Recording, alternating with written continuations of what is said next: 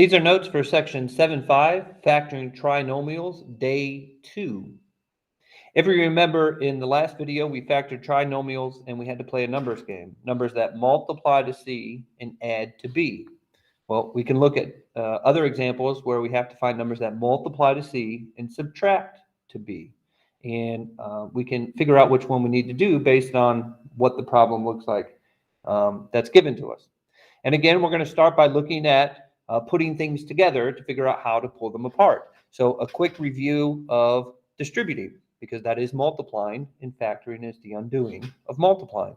X times x is x squared. X times minus 6 is negative 6x. I can take this 3 and run it through. That'd be plus 3x minus 18. Combine like terms, that's x squared minus 3x minus 18. And I can run all of these through and see what we end up with. That's x squared plus 3x minus 8x minus 24. Combine like terms, x squared minus 5x minus 24. And on the last one here, that's x squared plus 7x minus x minus 7. Combine like terms, x squared plus 6x minus 7. And again, what we're trying to see, is there a pattern that gets us from the answer, the polynomial at the bottom, let me erase all this work, make it a little bit cleaner to see, and back to our parentheses up top. So can we see a pattern or how these numbers are playing together to end up from here back up here? So if we look at the x squared, it's pretty easy to see. X squared comes from x times x. X squared comes from x times x. X squared comes from x times x. Okay, that's easy enough. Now, when we multiply, because that's what we're doing when we distribute, multiply, 3 times negative 6, that's negative 18. Negative 8 times positive 3, negative 24. Negative 1 times positive 7 is minus 7. If you notice, they all end in a minus sign. And that's because a positive times a negative is a negative. A positive times a negative is a negative. A positive times a negative is a negative. So when we multiply these together, I end up with a minus sign in my answer, or what will be the problem. So then we have to look and see, okay, well, how do I end up with this number in the middle?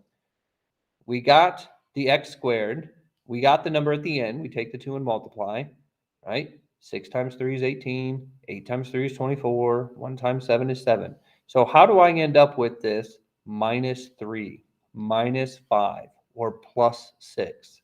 Well, if I combine my like terms, 3 minus 6 is negative 3. Negative 8 plus 3 is negative 5. Negative 1 plus 7 is positive 6. So if I subtract those two, I end up with the number in the middle. And it's through this pattern that we get the steps to factor, which is to say, we start with our set of parentheses, x times x times x, just like it was in the previous slide of notes.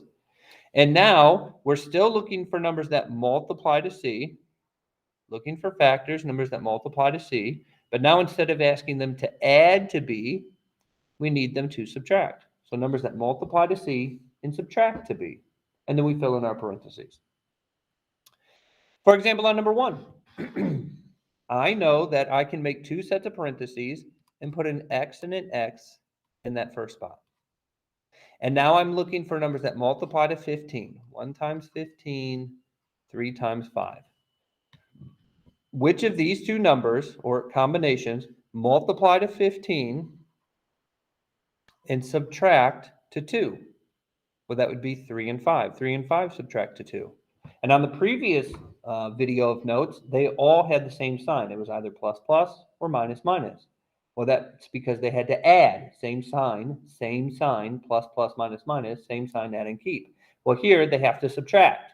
And the only way numbers can subtract is if they are different signs. Different signs subtract.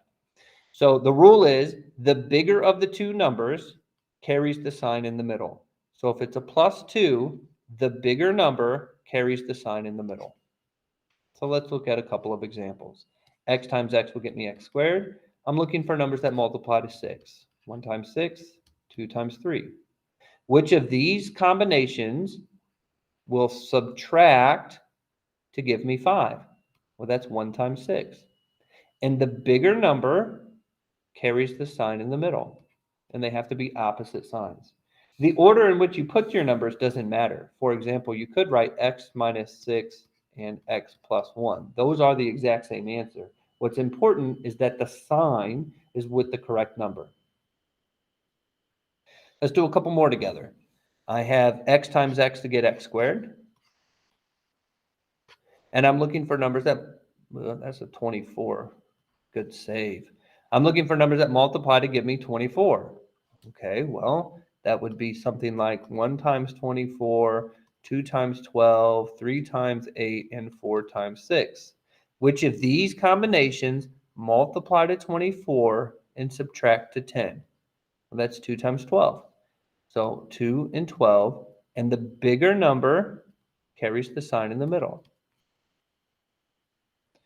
Number 4, 2 sets of parentheses, x times x. Numbers that multiply to 8 and subtract to 7. 1 times 8, 2 times 4. Well, the numbers that multiply to 8 and subtract to 7 would be 1 times 8. The bigger number carries the sign in the middle. Don't get caught up on, well, is always the first parenthesis plus then? No, it depends on where you put the numbers at. The plus sign is going to depend on what sign the number in the middle has to be. The bigger number carries the sign in the middle. On number 5, that's x times x is x squared. I'm looking for numbers that multiply to 2. Well, that's 1 times 2. And again, the bigger number carries the sign in the middle. And on the last one, number 12, or number 6 rather, I'm looking for numbers that multiply to 12. That's 1 times 12, 2 times 6, and 3 times 4. Which of those combinations multiply to 12 and subtract to negative 4? That'd be plus 2 and minus 6. Hopefully that helps. See you on the next one.